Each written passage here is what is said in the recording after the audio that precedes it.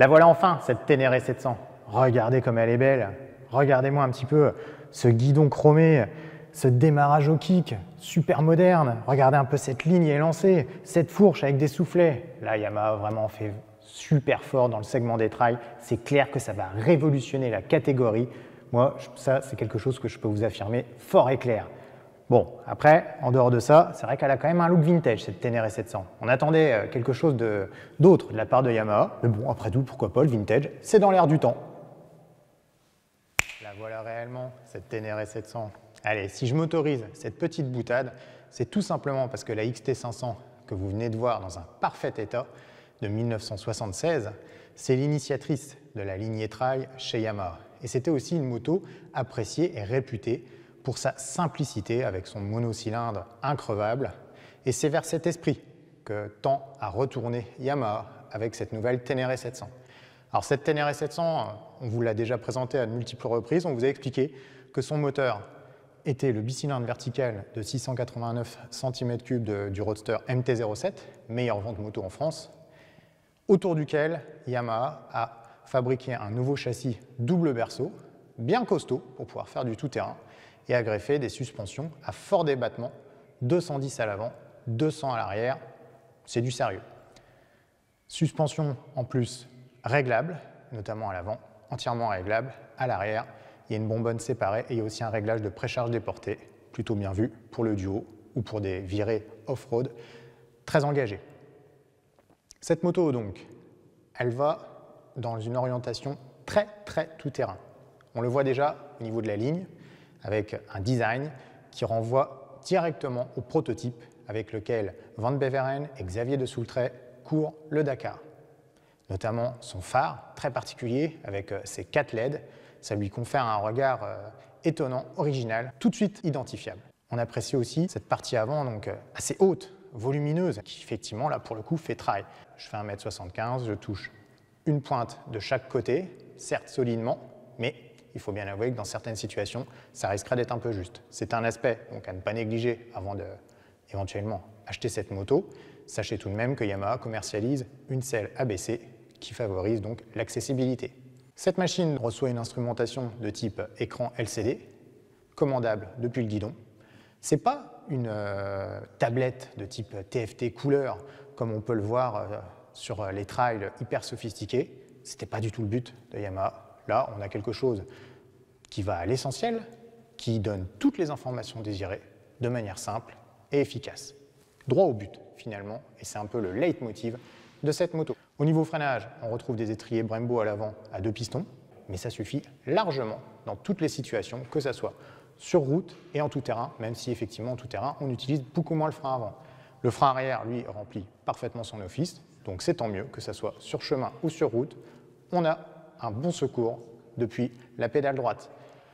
Yamaha, par contre, au niveau ergonomie, est allé très loin sur la lignée tout-terrain, avec justement des commandes au pied qui sont très hautes. Donc ça, c'est en fait pour répondre à un besoin lorsqu'on est en station debout. Donc ça va très bien quand on est debout. Quand on est assis, on est un peu surpris de devoir manipuler les commandes presque du bout des pieds, tellement elles sont haut placées.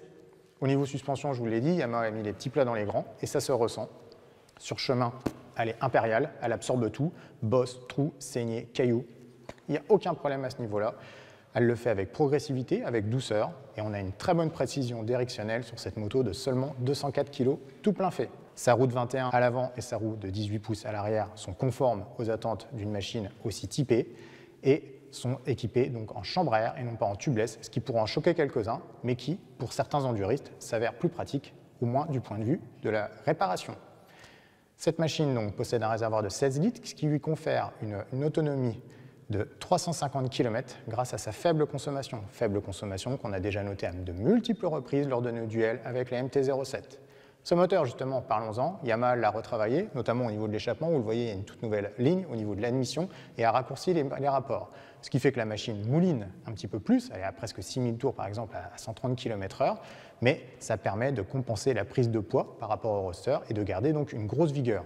Certes, elle est un poil moins réactive que la MT-07 à très bas régime, mais on retrouve très très vite le comportement enjoué et la poussée vigoureuse du CP2 qui, malgré donc là cette puissance de 72,5 chevaux, n'a aucun mal à déplacer la moto et de manière gaillarde avec des sensations. Et là-dessus, on se dit qu'Yamaha frappe très fort parce que les maxi-trail qui font 160 chevaux, c'est très bien, mais finalement, sur notre réseau routier, que ce soit en France ou en Europe, c'est pas facile à exploiter. Nous voilà typiquement sur le genre de route pour laquelle se destine la 700 Ténéré. Des petites routes très escarpées, très mal revêtues, humides de surcroît avec la pluie de la veille.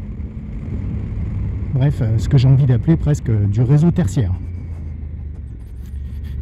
Et c'est sur ce genre de petite route que la moto va faire la différence grâce à sa maniabilité, son agilité, son naturel, qui vont permettre de prendre beaucoup de plaisir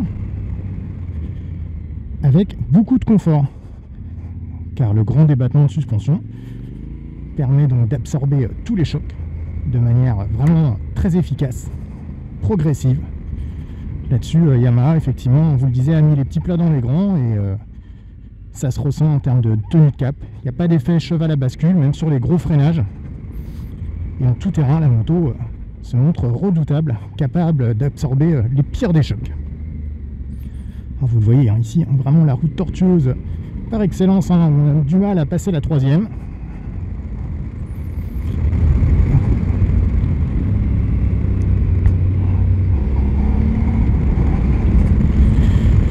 C'est sur ce genre de route aussi où on apprécie l'excellente précision directionnelle de cette moto. Donc son large guidon procure un guidage précis, intuitif. On a presque l'impression qu'il suffit de penser au changement d'angle pour qu'il s'exécute presque automatiquement.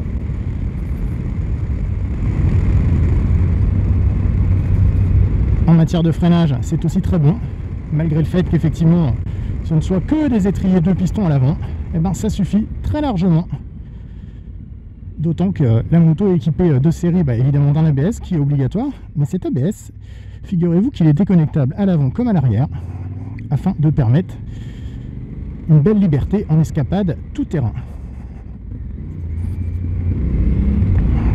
Oh là là là là, des cailloux sur la route, de l'humidité, des épingles, c'est le genre de route sur lesquelles on pourrait faire de l'huile, hein, comme on dit, alors que là pas du tout. On est en parfaite confiance, en osmose avec cette moto qui se guide indifféremment depuis les jambes, le bassin ou le guidon.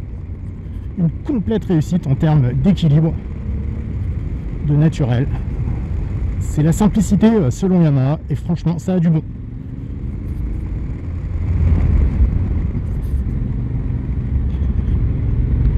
Alors au niveau mécanique, on vous l'a dit, hein, c'est le bicylindre parallèle de la MT-07 à retravailler pour l'occasion. Et qu'est-ce que ça dit? Ça dit que le moteur a gardé toute sa vigueur, tout son vivant. Évidemment, la moto est un petit peu moins réactive à très bas régime, mais les 72,5 chevaux suffisent très largement pour l'exercice, parce que c'est vrai que c'est un moteur extrêmement plein, coupleux, réactif, vivant, joyeux. Les qualificatifs manquent hein, pour le décrire. Tout ce qu'il faut retenir, c'est qu'en fait, c'est un moteur, on a l'impression qu'il fait presque 15 chevaux de plus. Donc, il ne devrait pas avoir de mal à soutenir la comparaison avec ses concurrentes directes de plus forte cylindrée. Même si, évidemment, après, dans certaines portions, notamment des routes de côte en montagne, à deux, chargées, bien sûr que ça risque d'être un petit peu juste sur certaines relances. Mais en solo, à aucun moment, Motonette a une sensation de trop peu, de manque, car le moteur reprend tout le temps et il pousse vraiment fort jusqu'à 9000 tours. Il est capable de prendre 10 500 tours, mais bon, comme sur le Roadster, ça sert à rien d'aller à ces régimes-là, il a déjà tout délivré avant. Il s'exploite dès 4000 tours, de 4000 à 9000, ça pousse fort. Et avant, dans la première plage du compteur, on a déjà une superbe disponibilité puisque ce moteur reprend à 1500 tours même en quatrième.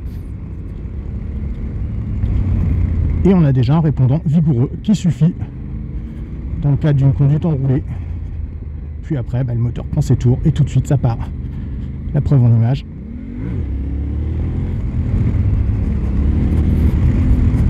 Vous voyez, hein, C'est instantané. C'est instantané. En deuxième, la moto a un répondant phénoménal. Alors on pourrait se dire qu'il faut s'en méfier de ce répondant parce qu'il n'y a pas d'anti-patinage, mais non, car il y a une très bonne motricité grâce à l'empattement rallongé. Et il y a un très bon grip aussi avec les pneus, les Pirelli Scorpion STR, qui nous ont favorablement impressionnés tout au long de cet essai, aussi bien sur route qu'en tout terrain. Et tout de suite, ce qui apparaît, c'est que cette identité tout terrain n'est pas usurpée. La moto se manie du bout des doigts dans ces portions pourtant assez casse-figure, puisque revêtue de pas mal de gravier.